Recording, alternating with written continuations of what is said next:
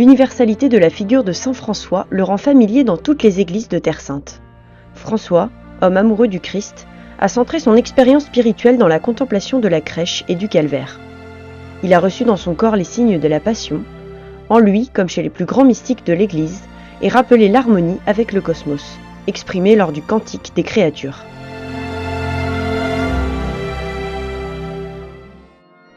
Les 3 et 4 octobre, toutes les fraternités franciscaines ont ainsi honoré leur fondateur par la célébration du Transitus à la fin des Vêpres et lors de la messe.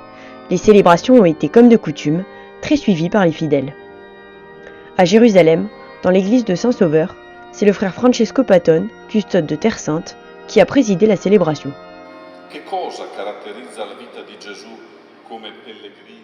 Dans son homélie, le frère Patton a mis l'accent sur la personne de Jésus, qui a vécu comme un pèlerin et un étranger sur cette terre. François et les premiers frères ont suivi cet exemple. San Francesco ha vissuto tutta la sua vita come un transito, cioè come un passaggio, e direi di più ha vissuto. Saint François a vécu toute sa vie comme une sorte de passage. On peut même dire qu'il a vécu toute sa vie comme un pèlerinage, à tel point que l'une des définitions qu'il aimait donner de la vie était qu'il fallait vivre comme des pèlerins et des étrangers en ce monde. Pour lui, notre vie doit être une vie où nous faisons confiance au Père avant tout, où nous vivons de manière absolument essentielle, où nous allons à la rencontre des autres dans la confiance et la mendicité, et où, à la fin, quand il est temps de fermer les yeux, nous savons remettre notre vie entièrement entre les mains du Père, comme le Christ sur la croix. Quando è anche il momento di chiudere gli occhi, sappiamo mettere la nostra vita interamente nelle mani del Padre, come il Cristo in croce. Au cours de la liturgie, les prophètes temporaires renouvellent leurs promesses.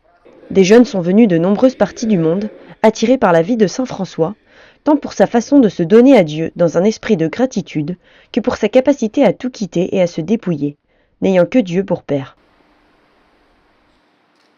E io da quando ero piccolo ho ricevuto questi valori cristiani della mia famiglia, dei miei genitori. Dans mon enfance, ma famille, mes parents, mes grands-parents m'ont transmis des valeurs chrétiennes. J'ai toujours eu le désir d'être acolyte. Puis j'ai réfléchi à la manière dont je pourrais servir Dieu plus profondément. Plus tard, je suis parti en mission avec un prêtre franciscain que j'avais rencontré dans mon pays d'origine. C'est ainsi qu'est né en moi le désir de suivre ce mode de vie. Frate che ho conosciuto francescano nella mia terra e così mi è piaciuto seguire in questo stile di vita. Leggendo qualche scritto di San Francesco, mi sono fermato dove... En lisant des récits sur Saint François, je me suis arrêté au moment où il se dépouille devant son père puis devant l'évêque pour marquer son abandon de toutes ses possessions, pour montrer que son seul père, c'était Dieu. C'est là que je me suis senti interpellé.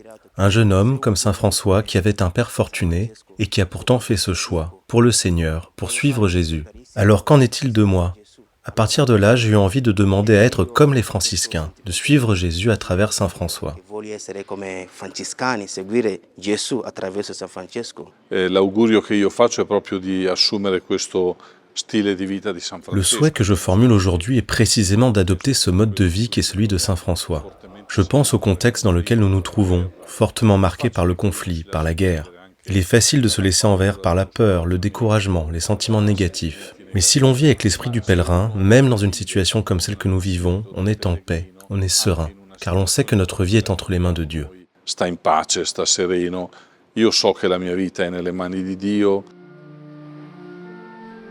Un moment très émouvant fut la lecture du passage de saint François, avec les paroles et les gestes accomplis au couvent de la Portioncule à Assise.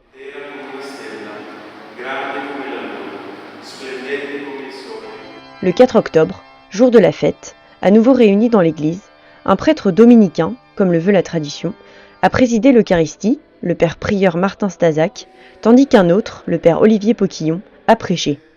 Cette coutume se veut être le rappel de la relation entre saint Dominique et saint François, tous deux fondateurs d'ordre mendiant et dédiés à la prédication, à l'annonce et au témoignage de l'Évangile. Il fatto che viene raccontato in alcune delle biografie di una idea iniziale quasi di fondere i due ordini, cosa che poi di fatto Francesco... Le fait que certaines biographies fassent état d'une idée initiale visant à fusionner les deux ordres, que François n'a pas souhaité car il avait conscience de la différence des charismes, a toutefois conduit à cette tradition d'échange de la présidence et de la prédication le jour des saints patrons respectifs. Puis, à la fin du repas, nous chantons un refrain rappelant ce que l'un et l'autre nous ont appris en termes d'engagement apostolique et séraphique. Ciò che ci hanno insegnato l'uno e l'altro dal punto di vista dell'impegno apostolico e anche dal punto di vista, potremmo dire, dello zelo serafico. En ces temps et dans le contexte où nous nous trouvons, demandons à saint François la grâce de vivre pleinement la spiritualité de la confiance et de la fraternité, à la suite du Christ et de son évangile. Conscients d'être un petit troupeau, osons vivre en pèlerins et en étrangers, dans la possibilité d'entrevoir le rêve de fraternité et de paix de Dieu.